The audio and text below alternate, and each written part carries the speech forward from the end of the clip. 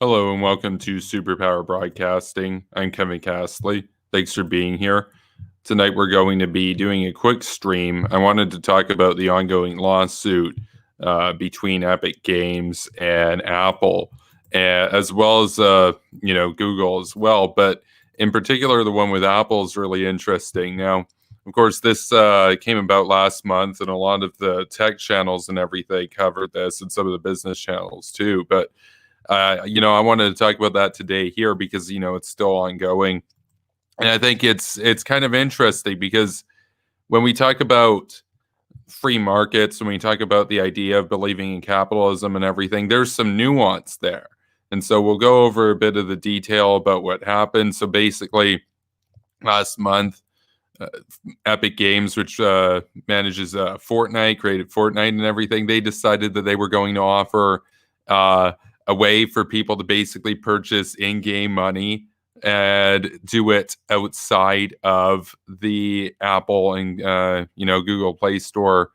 confines, which basically require that you give 30% of all revenue goes to Apple or Google. And they decided that they were going to bypass that and offer people a discount to just buy virtual currency directly through them.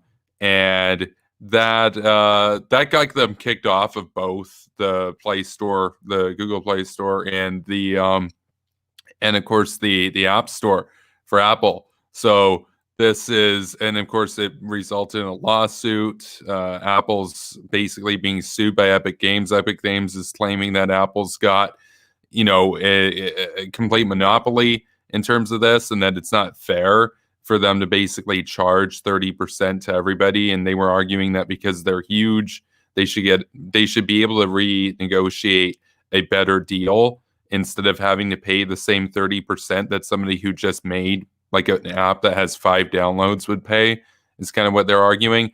And the thing that's interesting here is that, yeah, they're a private corporation. They can do whatever they want.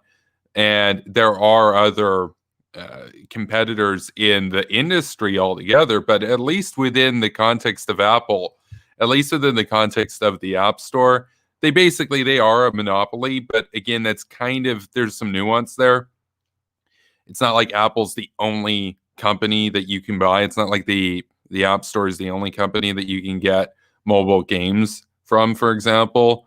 So in that sense, they're not truly a monopoly. Of course, you got Google too, but Google's doing the same thing. You could say that on the whole, it approximates to a duopoly where they both decide that they're both going to charge 30%, which they do.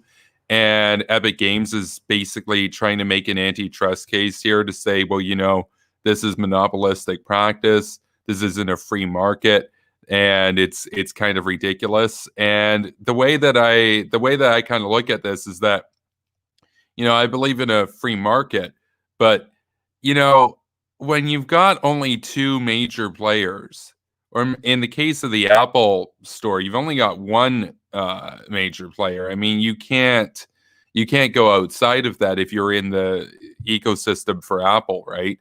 Like if you got an iPhone or something, or you got an iPad, you can't get apps elsewhere without violating the warranty of your device. So in that sense, it is a monopoly in the context of Apple, but Apple isn't the only player in the entire industry as a whole. The problem is if you get into duopolistic practices or straight up monopolistic practices, you don't actually have a free market anymore. A free market might have created those monopolies, but I mean, a rational person would look at this and say that's no longer really a free market. And so the way that I kind of look at this here is that, yeah, Apple can kind of do their thing.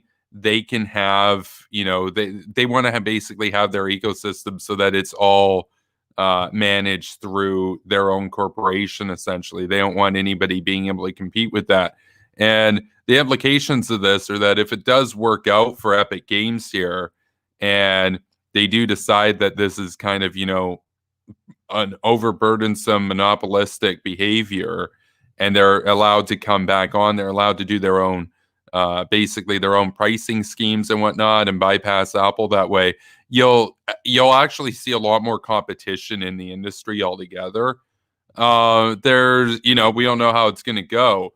But on the whole, I'm a pretty anti-monopolistic kind of guy. I know that some industries they naturally tend towards monopoly, and that in particular cases where it's unavoidable, and they might be so like of such a great concern to the public interest that you would actually want them to be nationalized. I obviously that's not the case here, but it doesn't mean that you don't really have a duopoly or monopolistic practices in the context of the Apple system. And so uh I just on the whole I don't really like monopolies. I think that if you want to preserve a free market, if you want things to stay competitive and innovative, you really do have to kind of go hardcore on the antitrust sort of measures when it comes down to it. And you know, we'll take a look at the chat. We got Pro Thing here. He says sorry for yesterday. Well, this guy's kind of like a troll, right? So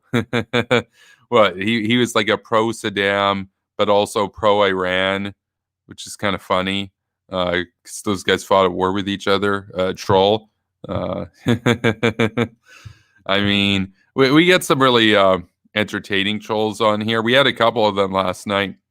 If you go and check out the stream that I did with Wyatt, and we had Reese come in, and we had Henry of American Madhouse come in, then we had Jay of the War Kettle come in. That was fun. We had a couple of these guys, a couple of these trolls that were just basically making the same talking points over and over again. This guy in particular got kind of spammy at a couple points, but he says I never was pro Saddam. Pretty sure you made. I'm pretty sure you called Saddam a hero, if I recall, last night. Pro Thing. I'm pretty sure you call him a hero, so that he's standing up to the neocons. So Rodney's here. He says I'm dead tired, but still tuning in. Well, we appreciate that. Thanks for being here tonight. Basically, I was just kind of going over a bit of the overview of the details and a bit of the context of the lawsuit that Epic Games is filing against Apple. I think it'd be interesting. Like, there's really the potential there that if this kind of thing keeps up, if it works out for Epic Games, you might actually see the breakup of the monopoly within the context of Apple. Because if they have to now have like multiple places where you can get apps, and you don't have to just give over 30% if you want to be a part of Apple's platform.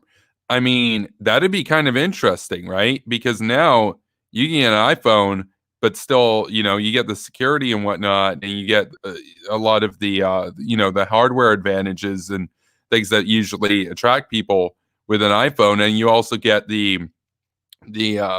democracy in terms of the market when it comes to accessing, various apps and everything. Apple's side of this, though, is that they're arguing that this is ridiculous. Epic Games agreed to the agreement, and then they violated the terms of the agreement, so they got banned, which is basically true from what I've seen.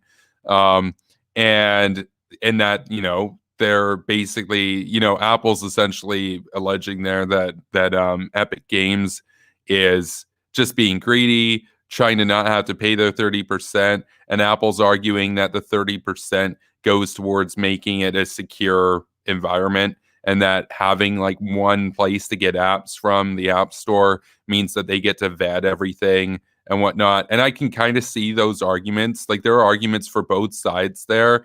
And I think that the biggest argument against the monopolistic practice would be that, well, you don't actually have to be on the App Store. You could go to other you could go to the Google Play Store, but of course you're also going to have to pay 30% there. And so I think that there's a decent argument to be made that it is basically, for all intents and purposes, a duopoly. And we don't really like duopolies here. So, I mean, again, if you want a free market, you basically have to step in every now and then when things get out of hand and say, you guys are basically acting kind of as a cartel at this point. And we want some competition. We want some innovation. We want a more competitive environment. And Otherwise, things get stagnant. I mean, one of the reasons why I'm so against nationalization of industries, generally speaking, is that you'll find that unless it's an industry that is inevitably going to become a monopoly, that all of the factors of that industry tend towards monopoly, and it's of such a great interest to the public that negative externalities be avoided and whatnot, that you basically have to have a monopoly in there. So the military is a really good example of that. You like for me, I support the government having a monopoly on the military. I think that Niccolo Machiavelli was 100% right. You know, what was that 600 years ago when he said, "Hey, look, never trust mercenaries, never trust private military contractors because in peacetime they'll charge extra for their services, but in wartime." They might screw you over and go to a higher bidder and now be fighting against you. And like Niccolo Machiavelli was 100% right about that. You want a national standing military. You want it to be the monopoly run by the government, by the state. You want the military to be loyal to the country and the state. You don't want to have competing corporate interests there. And the thing is, when we look at like monopolies and whatnot on the whole, though, when it comes to most industries, they're bad. I mean, it's not even to say that they're good in other cases. It's just that they're a necessary evil. And of course, Alfred Marshall talks about that. A British economist from around the turn of the last century did a lot of writing on monopolistic behavior and pointing out different trends in industries and whatnot, and that some industries tend towards monopoly no matter what you do about it, and that it's kind of unavoidable, but that others, there's, a good case to be made that you should be breaking up monopolies.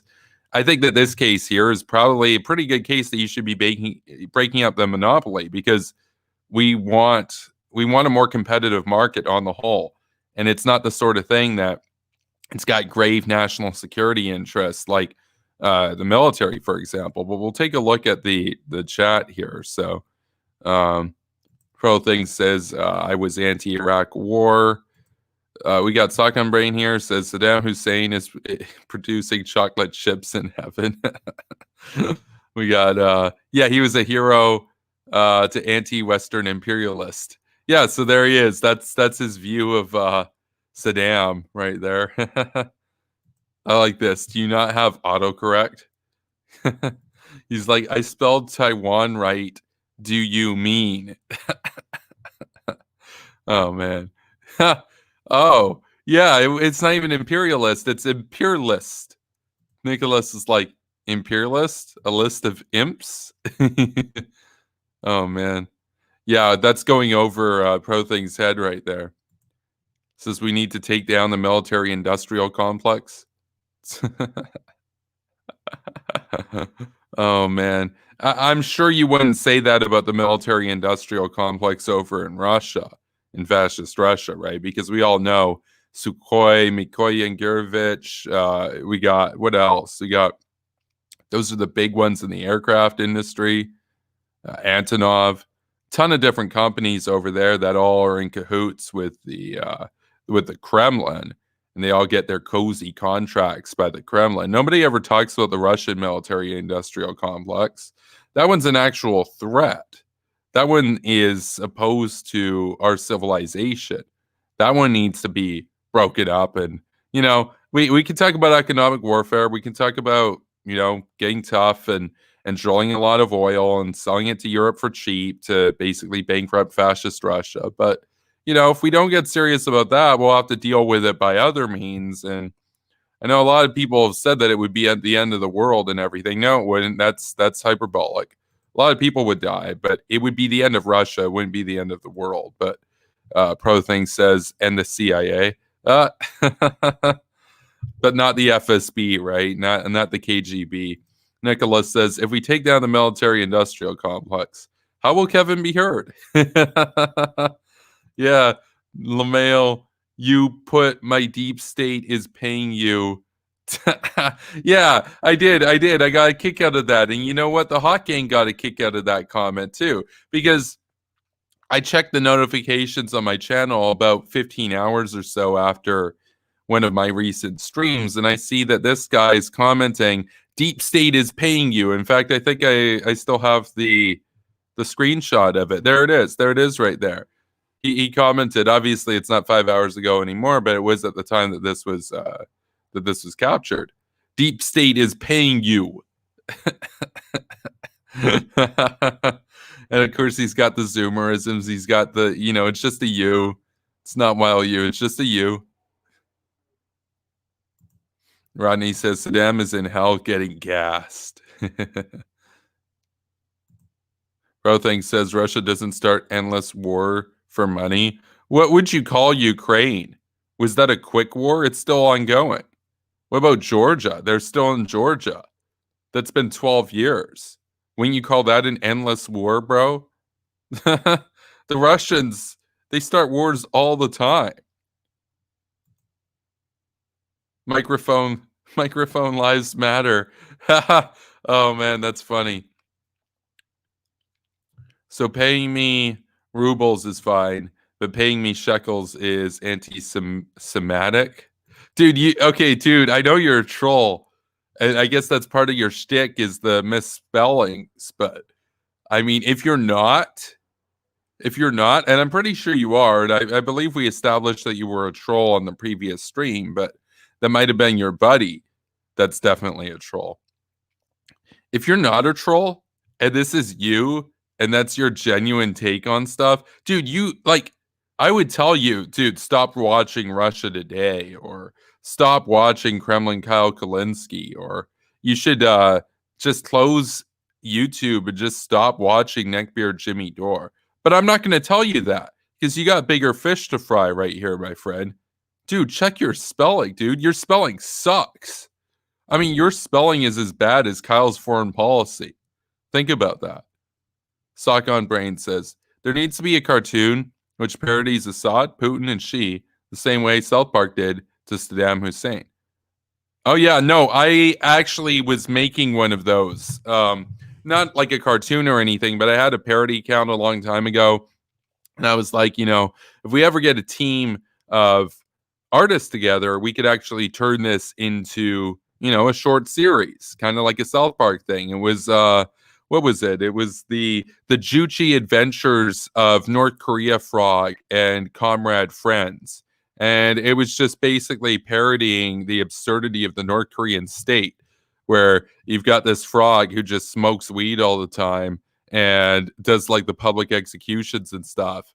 And the Libertarian Party of America thinks it's awesome how like the frog's able to smoke weed in North Korea, and they can't smoke weed in, like, I don't know, Texas or whatever. And therefore North Korea is like a free country, and Texas is totally tyranny, bro. And he just bums around in Kim's basement with a lifetime supply of legal Juche weed, that and the whole thing basically was just going to be a complete, absolute parody of the fat ass Kim Jong-un and of course his allies, right? But never really got around to doing that. I don't have the talent to like make a cartoon or anything, but we have some pretty talented people in the community, so who knows? Maybe that'll happen one day. But let's see. Rodney says rubles are like what? Worthless? No, I think they're like 1% or like 1.4% of a US dollar, Pro thing says government of Iran has designed the USA. Oh, he means has designated as designed. Dude, again, check your spelling, bro. The USA is a terrorist organization. Okay, this guy here has the worst spelling of any troll ever on this channel. So you get an award for that. Oh yeah, which one? How you going to pay for it? That one's a classic. That was a classic right there. Designed. Yeah, designed is how he spells designated. Design as designed is how he spells has designated. What a goofball.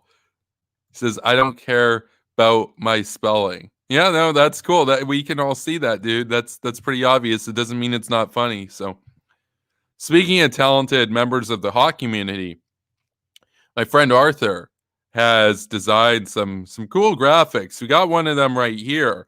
I'm gonna show for you all right now for the upcoming channel. So stay tuned because you know if you enjoy neocon content, if you enjoy hawk pills, if you enjoy getting serious about foreign policy, but you also love gaming and you really love civilization and you like to see first person shooters and stuff, well, here you go. Stay tuned because this is coming soon. Arthur did the graphics for this, the upcoming gaming channel that we're gonna have going. So be streaming games to Twitch, be streaming games to YouTube. It'll be a second channel, and it's gonna be a lot of fun. And of course, we won't have like daily uploads or anything over there. Just be whenever I feel like relaxing, playing video games and stuff. We'll stream, we'll have the chat open, and we'll drop some hawk pills, right? I anticipate the audience for that is going to be a little bit different than the audience for this channel, but we'll have some crossover. And we got a lot of Zoomers out there, and they want to see Fortnite, and I've got a new computer, so we can do Fortnite, we can do Call of Duty, Civilization. Not sure how much of a demand there is for that, but I want to play that, so it's going to happen. Um, Basically, yeah. So I haven't been able to play Fortnite with like any of my friends or whatnot because I didn't have any sort of gaming system or anything set up, just my phone. It got banned about a month ago. And so, how I feel about that is somebody that actually did kind of get a kick out of Fortnite. The way that I think of it is like, a lot of people, like I'm kind of neutral about it, and a lot of people are going to switch over to other platforms. They're going to be done with Apple as a result of this. But when I look at the mobile community, I see what they got to say about it. Most of them are actually on Apple's side here. Most of them feel like it was just Epic trying to be greedy and get less. You have to pay less money over to Apple, and of course, Apple makes the point that look, you guys would be making like nothing if you weren't on the App Store. And I saw a report that indicated that Epic Games rather was losing something like almost $30 million, $30 million a month as a result now of this. And this could go on for a year. So you do the math on that, we're talking close to like $400 million that they potentially stand to lose here for over this. So I know a lot of people have said, well, it's a money grab. I don't know. I don't know if it's a money grab. I don't know if it's a money grab because if it was a money grab, you'd probably just keep doing what you're doing, pay your 30%, but still be able to make all that money. Because what happens if you do this and you lose? Well, now you lost all that money. You didn't win anything. So some people say that, the CEO of Epic Games, that the corporate culture over there, they genuinely believe in what they're doing here and they want to break up Apple's monopoly. Well, yeah, I don't know. I don't know. Maybe that's true. Maybe that's true. I'm somebody that just, as I said, I just tend to kind of be disgusted by monopolies across the board, right? I mean, it's it's definitely not the kind of optimal situation you want to be in when when an industry is dominated by basically two corporations and they both basically act as a cartel and both charge the same 30% fee to developers. That's not really the best recipe for maximum innovation and competition, right? So, like I said, would it be fair to describe it as a monopoly? Probably not. Apple's a monopoly within Apple, but by that definition, so is every company. But as a duopoly, yeah, there's a case to be made there. So we'll have to see what the court rules on that. Obviously, I'm not a lawyer or anything. This is just my like layman take here.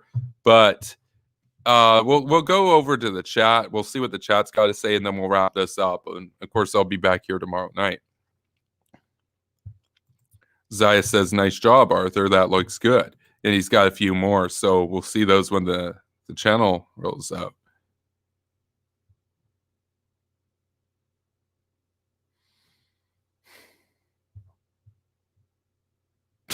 I like this. Nicholas says about. He corrects his spelling because he said bout. Zaya says pro thing is doing a racist parody of African American vernacular English spelling. Maybe, I don't know. Is bout really like Ebonics or whatever? Isn't that just kind of, I think bout is just kind of ubiquitous, right? You know, I don't really think it's like a black thing. It's kind of, it's kind of ubiquitous. But Stock on Brain says Turkmenistan's dictator makes Kim Jong Un look normal in contrast. Nah, I agree to disagree. Like, I've seen the stuff on the dictators of Turkmenistan, Turkmenbashi and the guy that came before it, whatever the hell his name was, I forget it right now. They're insane.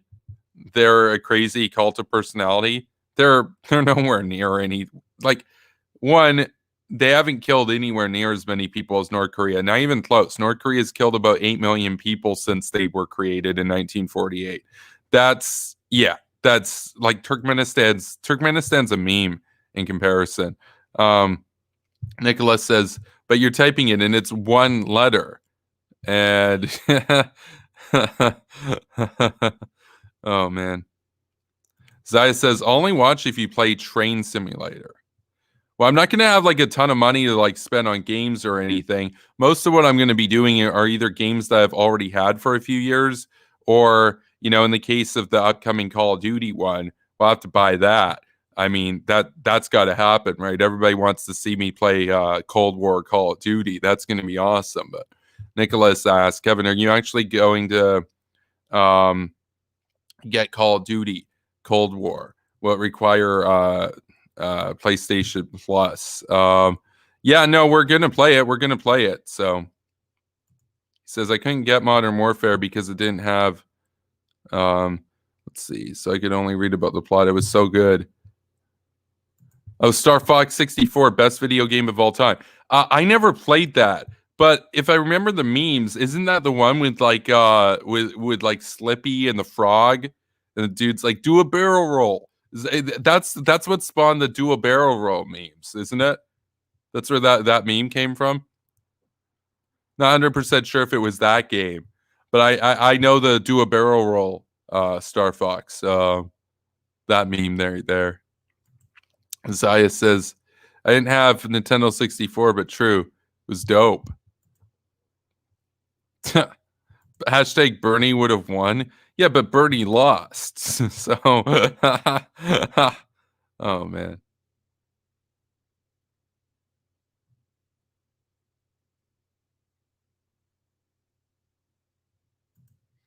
Nicholas says, after COVID is over, the world needs to conga line and one by one slap the CCP. Oh, I've been saying this before. I would rather have a total war. I'm not, like, there's no memes or anything here. I'm done, dude. I've been so pissed the last few months over this. How we all just upend our lives and give in and live like a bunch of communists, standing in line for bread, have to stand in line for 20 minutes just to get to the grocery store. We all got to wear masks and we all just work and everything in these, like, basically, completely out of the ordinary conditions. And everything comes to a standstill. And yet, what's going to happen? What's going to happen? I know I'm like going off of the theme of tonight's stream, of course, and we'll wrap up the stream shortly. But what's going to happen? Nothing. We're going to go back to the same old bunk and junk neoliberal status quo where we do free trade with a bunch of communists and they get away with it, and we all pretend like it never happened and that it was actually Trump's fault when it was the Communist Party in China's fault. And we're just going to buy cheap crap from them because a bunch of woke corporate, basically libertarian-minded people who get off to free trade and sweatshops and open borders, they want their cheap crap. We're just going to go back and keep on enriching and indebting ourselves even further to an enemy that wants us dead, and looks at this and looks at how our societies have been in upheaval and how our way of life is being upended. And they look at it and they laugh. And they look at the casualties, they look at the death count. They look at 200,000 dead Americans, and they look at that and they laugh. And they laugh for two reasons. The first reason is they laugh because people are blaming Trump for it when it was their fault. And also, the second reason, of course, is they're like, well, we killed 100 million of our people since 1949. So do they think that we care?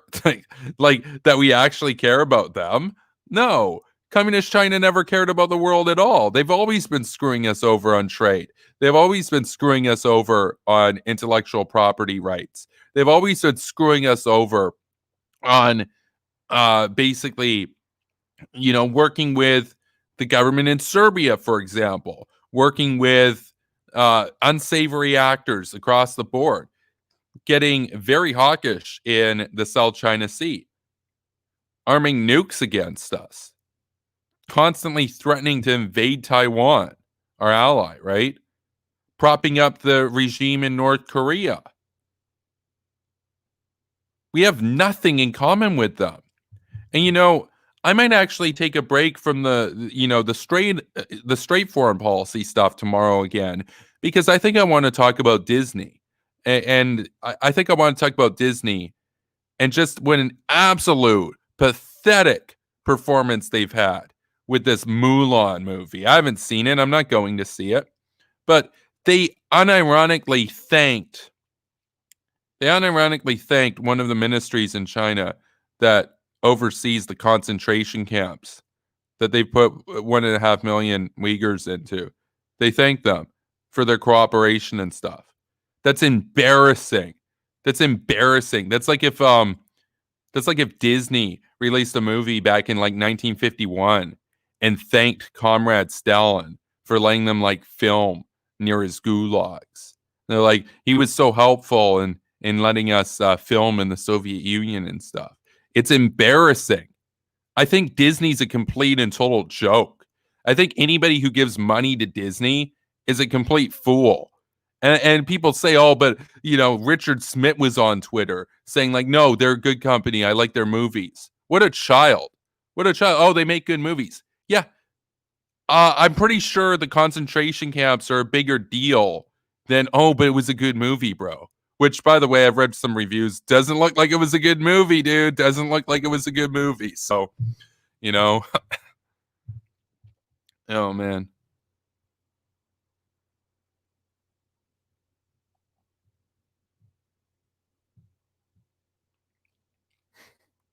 Starhawk 64. City of Hawks is here. Jim Hogan says Kevin put a military blockade on China. Yeah, it's what I want to do. It's what I want to do. But I know that those in charge, those that have the power, are going to oppose it. They're not going to let it happen because, that would mean no more cheap crap. That would mean that we have to make stuff here. That would mean that we'd have to open up factories in America and Canada and then actually pay people wages instead of doing the sweatshop communist labor over in China. So, like, this is part of the reason why neoliberalism is like a total joke. Because I know that a lot of the neolibs back in the 90s and stuff thought that, if we did free trade with China and we went into debt with China and we bought cheap crap with them or from them rather, that they would reform economically. And they did. And then they would reform politically. And they didn't. If anything, they've gotten, we know this for a fact, they've gotten more totalitarian. And they have more money now, thanks to us. And what do they do with that money? They use it to entrench their security state. They buy high-tech surveillance equipment to keep an eye on the population. And they do gulags against the Uyghurs, for example. They're not our friend. They're a rogue state. They're an enemy. And they have a few hundred nukes. And yeah, they aim them at us. But they need to be destroyed. They need to be destroyed. I would destroy them economically. Complete blockade. Nothing gets in. Nothing gets out. Not by air. Not by sea. Not by land. And if any other country violates that and trades with them or whatever, guess what? They're getting sanctioned too. Oh, Switzerland says, oh, but we're neutral, bro. We can still trade with China. Okay, you do you. You're getting sanctioned. That's what I would say. Switzerland is a total thorn in the side of the West. I don't even consider them like a Western country because they're happy to trade with North Korea, for example. They're happy to let all the North Korean regime kids go to school, private schools in Switzerland. That's where Kim Jong-un went to school. Well, they have a gulag state as they terrorize 25 million people every day and force 25 million people to live in misery since 1948. No, screw Switzerland. Screw anybody that's going to trade with these guys. Yeah, communist China's the enemy.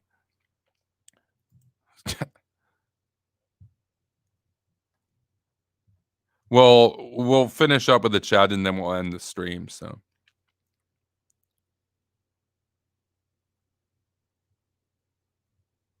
yeah, Disney sucks. I agree, Dr. Zayas. Zayas says, of course, Richard Smith is a Disney weirdo. Oh, yeah, he wants to drink Nikki Haley's milk. He wants to do things with her dog, right? That's what a dude. Okay. Nicholas says, considering his deal with Nikki Haley, weirdo doesn't even begin to describe Smith. Yeah, no, I agree. Had a comment here by Rodney I want to get to. He says the Mulan controversy is equatable to if Disney filmed in Nazi Germany and thanked Hitler for letting them use concentration camp workers as extra. Disney failed to uphold the moral standard. Yeah, it's not the first time they've done this kind of crap too. I mean, but this really takes the cake, man. Disney is an embarrassment. They're a blemish. They're a stain on the West. Like, let's just be clear about that. And I don't care. You can tell me, oh, you like some Disney films from like 1926 or whatever. Okay, that's cool. That's cool. But let's just be honest. The Disney Corporation today is a complete and total disgrace. Let's just be honest about that. You can like their old stuff, when they had different management and everything, and you like their old films. And, I watched Disney films as a kid and stuff. And, like I can get nostalgic over that kind of stuff. Doesn't mean they didn't thank the ministry that's overseeing one of the worst human rights abuses in the world right now. Doesn't mean that they didn't go out of their way to appease a communist enemy that's got 300 nukes aimed at us. What an embarrassment. And we're going to have a conversation about, but Disney, that's like their rights or whatever, their free company or whatever. It's like, no, at some point, you don't get to, like, as a free company, you get to decide what you're going to charge for like Disney Plus or whatever. Like they could charge like, say $100 a week if they wanted to. That's their business. They would lose money. Nobody would buy it, but they're free to do that. Here's what they're not free to do. Go and shill for our enemies. That there needs to be repercussions for that.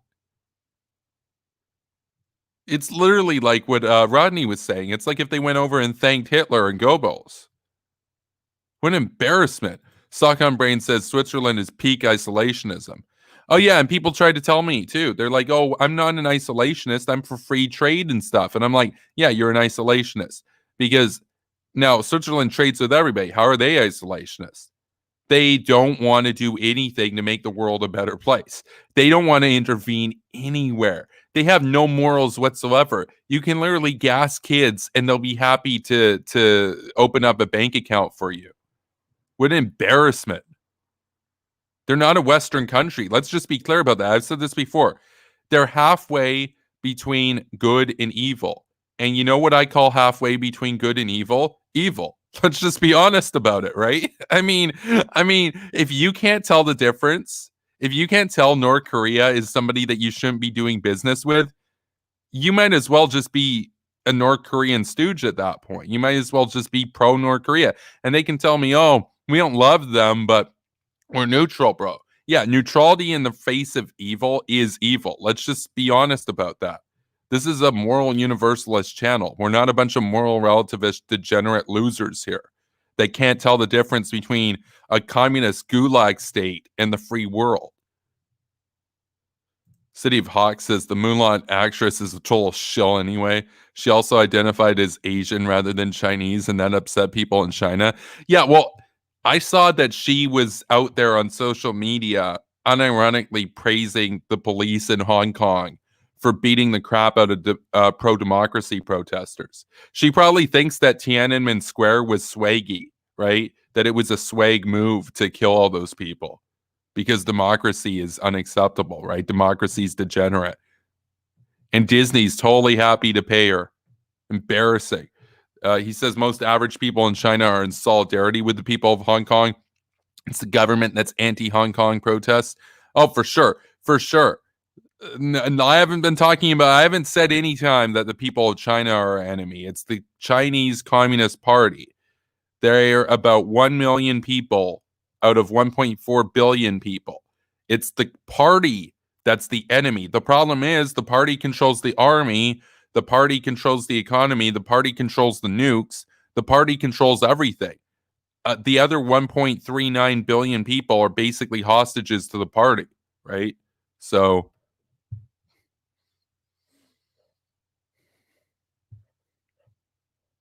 like, it's 1 out of 1,400 people in China that's evil, basically. 1 out of 1,400.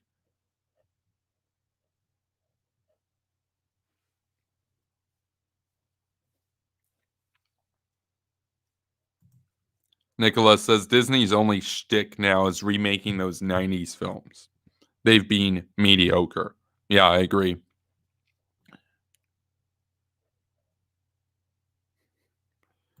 The Sock on Brain says, "Have you watched Serpensa?" Yeah, I have. I've watched. I haven't watched that much of him. He's an interesting channel because he's a Westerner that lives and works over in Red China, and he talks about a lot of cultural differences and stuff. And I thought his tour where he got on a motorcycle and drove around one of those abandoned cities out in, like, where was it, like Outer Mongolia or something, or I guess it would be Inner Mongolia. I forget. You know, there's so many ghost cities in China. He might have only just driven outside of Shanghai to one of them. It might not have been like Oros or whatever, because they've got hundreds of these ghost cities. That's what planned economies will do for you. What an embarrassment. What a joke. What a disgrace. What a clown show. Anyway, Serpensa, he's an interesting guy. And I like, here's what I appreciate about Serpensa, right? Because I haven't watched him in a couple years, but back when I used to, he keeps it real. He's not really politically correct. He's kind of honest with the viewership. And, he's kind of a straight up guy. And I appreciate that. So everybody here should go and check out his channel. And if this pro thing guy spams one more line of text repeating, he's getting the ban hammer. I just want to make that clear. I don't think that I'm not going to ban you just because you're entertaining and you provide a bit of a sideshow for my audience. Because we appreciate that. We get a kick out of that. It's always fun to have a Froggo hanging around in the chat that we can all dunk on and laugh at. That's always fun, right? But don't think that just because you're the token jester here that I'm not going to ban you, that I'm not going to shut you down. So, Sock on Brain says thoughts on the prospect of Vietnam as an ally against China. Okay, well, here's my total thoughts about it. Vietnam should have been an ally against China for the last 30, 40 years. What do I mean by that? I mean, the United States should have won the Vietnam War. The United States basically did win the Vietnam War, but got completely screwed over and cucked from within by the anti-war losers and the KGB that hyped them up and basically backed out when they were on top. And I said it before, I literally would have used nukes in Vietnam rather than surrender over there. So, Vietnam should have been a democratic ally.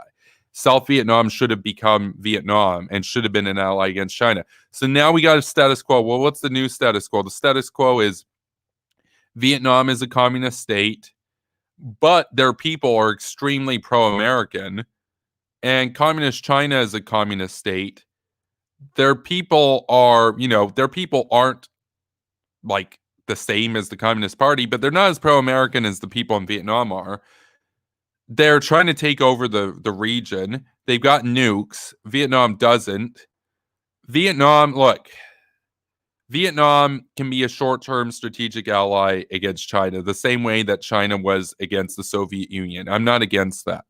I just wish that the United States had just had the political will to stay the course in Vietnam, because that could have been a bustling, prosperous democracy today. Because the people over there are smart, they're innovative, and they love America, and they love capitalism.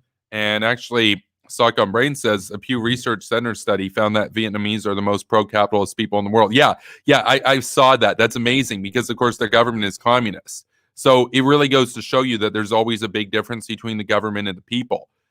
The thing is, we should work with them temporarily, but if we do that, we have to try to put in effect like a Kirkpatrick doctrine there, where you say, okay, we're working with you, but here's the deal, buddy. You better reform and snap into shape after we're done with communist China, or you're next on the chopping block. That needs to be the attitude.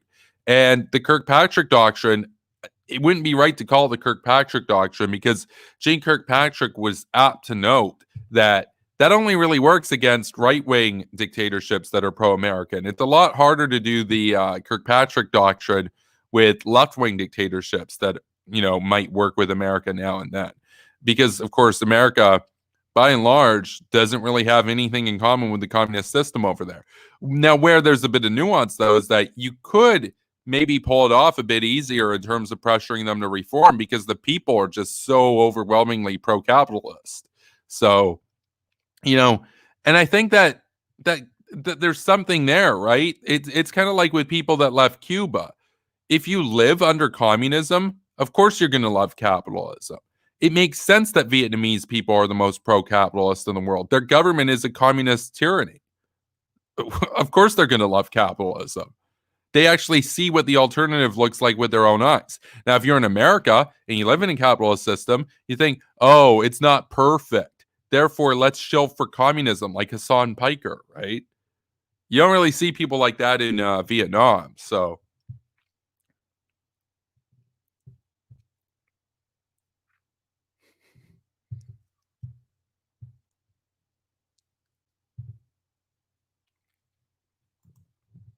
Stockholm Brain says they're reforming quite well thus far. I don't think war is necessary in the long term.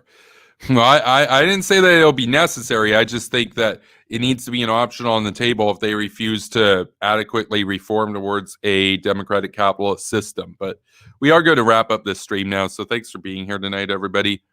I'll be back tomorrow. Have a good night. Be sure to like this video.